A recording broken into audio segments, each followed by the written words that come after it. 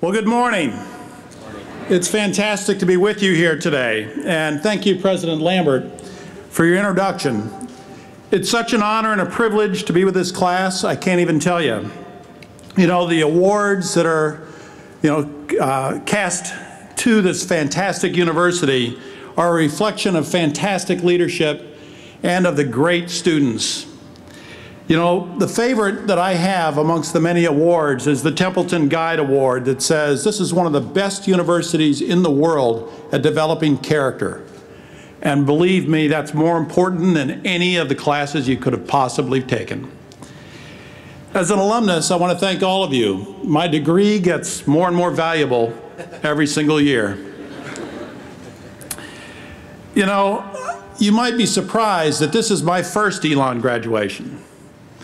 I actually did graduate, but I was in such a hurry to get on with my life, to start my career, and to marry my great wife that I skipped the graduation ceremony and went straight to work.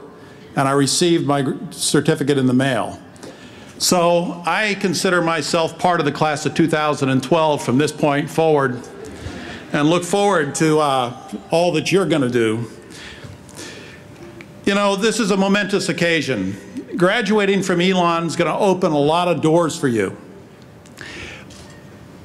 You don't have to pick the right door every time. Take your time. Pick as many doors as you want. Eventually, you'll find exactly what you're meant to do. It was the fall of '78 when I took my first steps on this campus as a naive and unmotivated student. The country and the world were in the midst of great upheaval, turbulent times in the Middle East, war was raging in Afghanistan, the United States and the world economy were a mess, and an energy crisis was looming in the background. I don't think we fixed much of this on your behalf. By the time I graduated, opportunity was on the horizon and technology was really leading the way.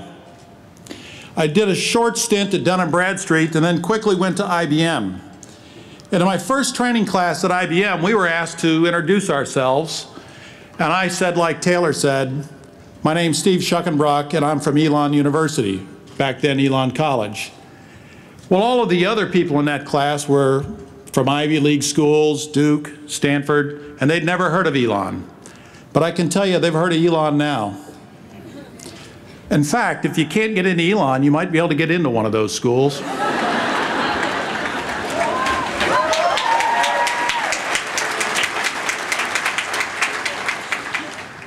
Then I was a little bit intimidated. I soon learned that I actually was pretty well prepared, and I became president of the second class at IBM, and I became Rookie of the Year in my first year. And so I figured out that Elon had prepared me pretty well. And I think it's prepared you pretty well also. You know, every once in a while, there's a period of great unrest and anxiousness that exists in society. You are in the midst of one of those times. And while it can be daunting, each one of those times brings opportunities for new solutions. You've been exposed to global realities, unprecedented social collaboration, through the internet and a tremendous, tremendous education. Therefore, you are better equipped to deal with these times than any generation before you. And I believe this generation, the millennials, are destined for absolute greatness.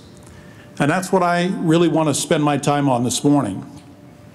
Let's talk about the realities of today and the fundamental attributes that you will need to succeed.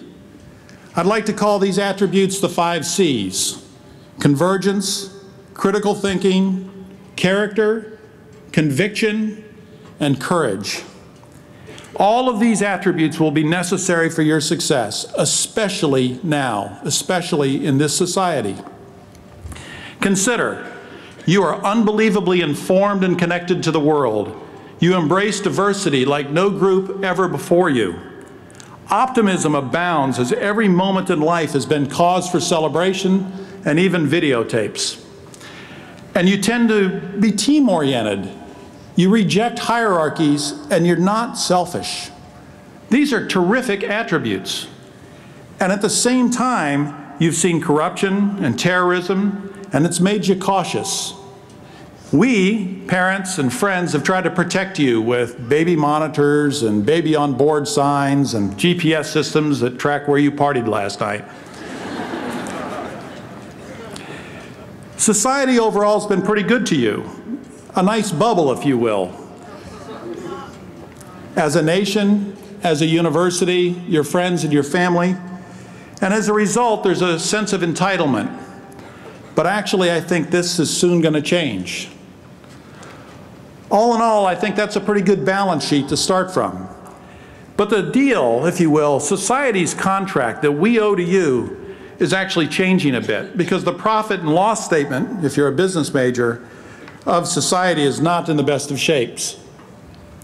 Economic uncertainty unbounds, corrupt governments are being toppled by socially connected citizens, natural resources as basic as water and oil are pretty scarce, and jobs and skills are global and reasonably hard to obtain. Take heart. Many people, many students before you sat in similar chairs and were less prepared than you are. We can look to a lot of moments in history that have taught us great lessons. The Great Depression, World War II, the Vietnam era, or the post-Vietnam era have all been terrific examples of that. And in every one of these pivotal moments, there's been great opportunity.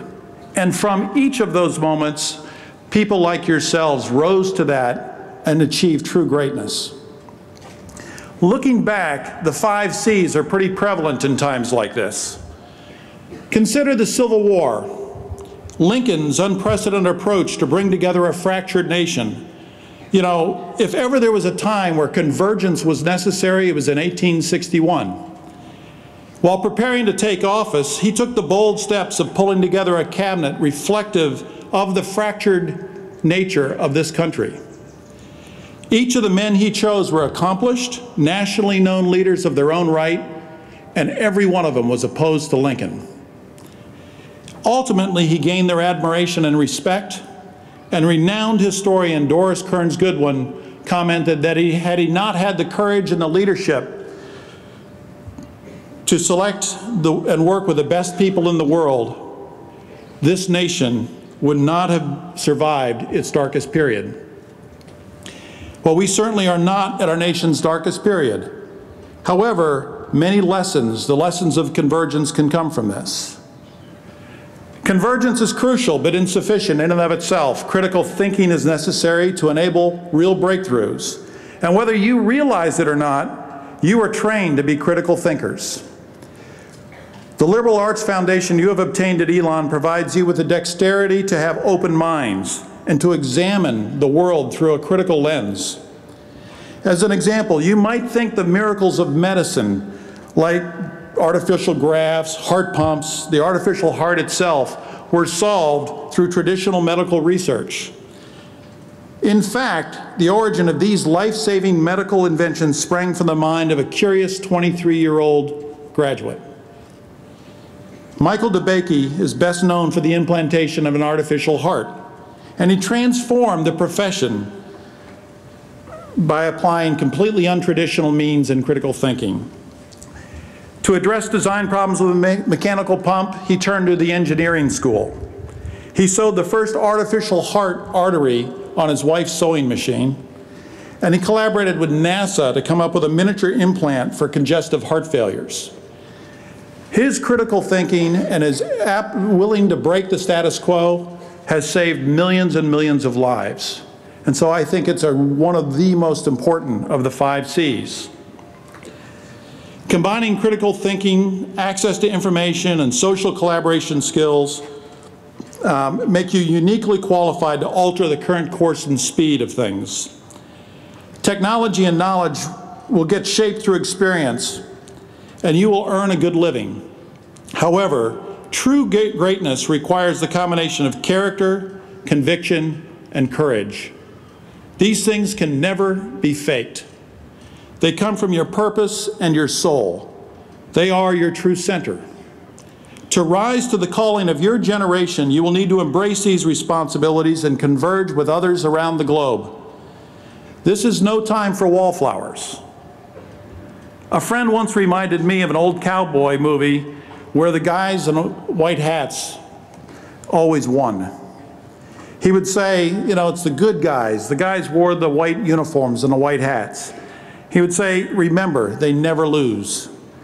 Well, translated, this means character wins. Do the right thing, and the right things will happen for you. It seemed to fail me any number of times. But actually, through every one of those failures, generally came an even better and unexpected success.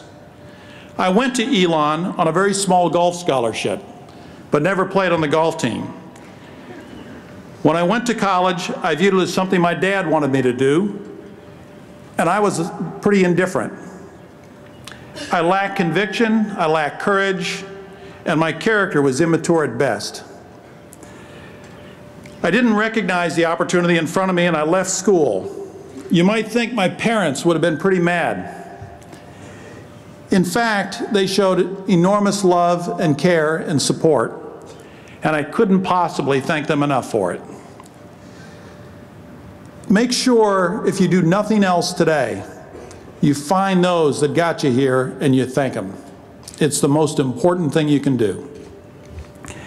So I worked for a year. I met my love of my life. I quickly realized that while life was good in the short run, it was the longer run that really would make a difference. And taking responsibility would ultimately mean taking care of a family, doing the right thing for the right reasons, and behaving in a way that I could be really proud of. So I went back to school, paid my own way, graduated summa cum laude, and Becky and I are now married for 29 years and have 5 kids.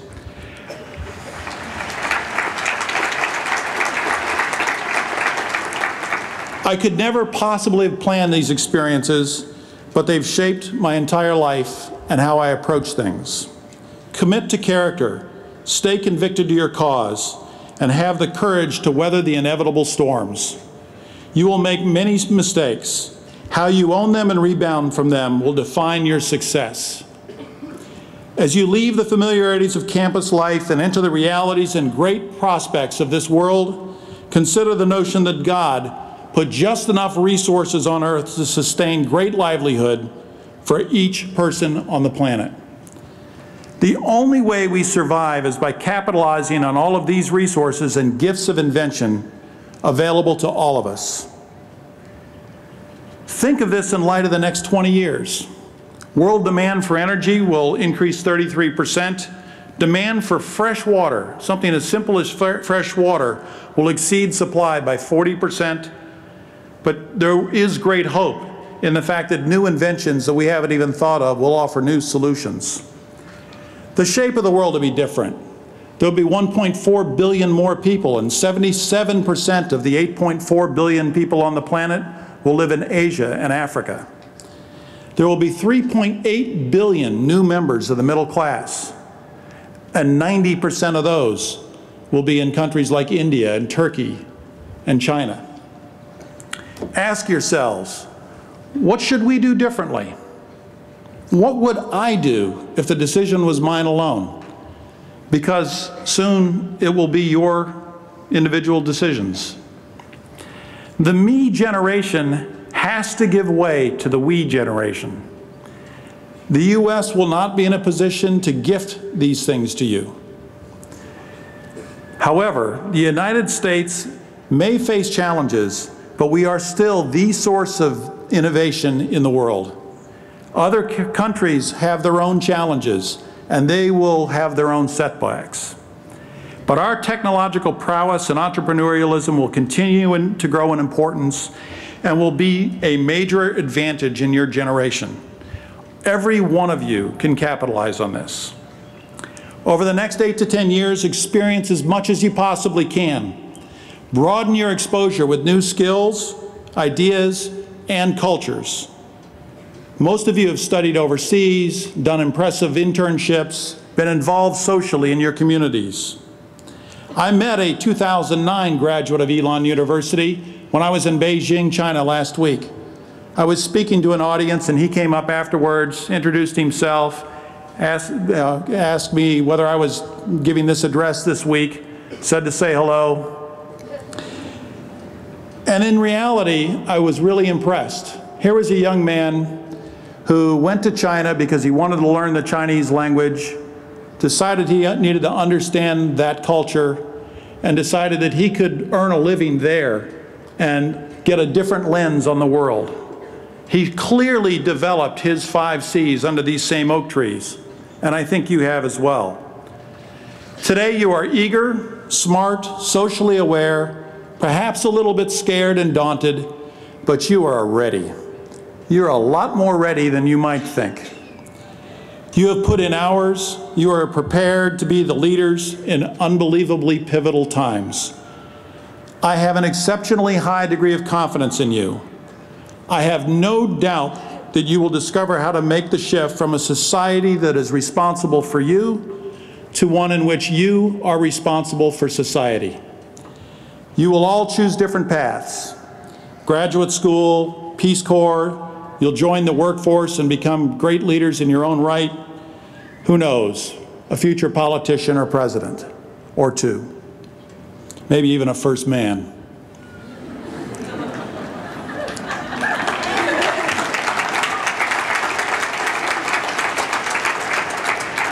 Whichever path you take as you embrace the higher calling of being accountable for your society, be true to yourself along the way.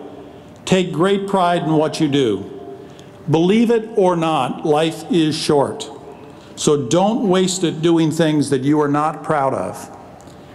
Like Lincoln and DeBakey, we have to incorporate opposing views and craft solutions from divergent paths. These skills have been too elusive in my generation, but I do see them in you. Bold innovation leveraged through open dialogue will create new ways to solve problems. You do it every day on Facebook and on Twitter. It is okay that you demand the rest of the world to work the way you think. You are raised to lead in these times. Be bold, take chances, and follow your passion. This is your time for greatness. All of us here are exceptionally proud of you. I cannot wait to see how your generation rises to these challenges, because you will. And what you will do will be absolutely amazing. Stay true to your values and your principles along this journey. Congratulations and best wishes.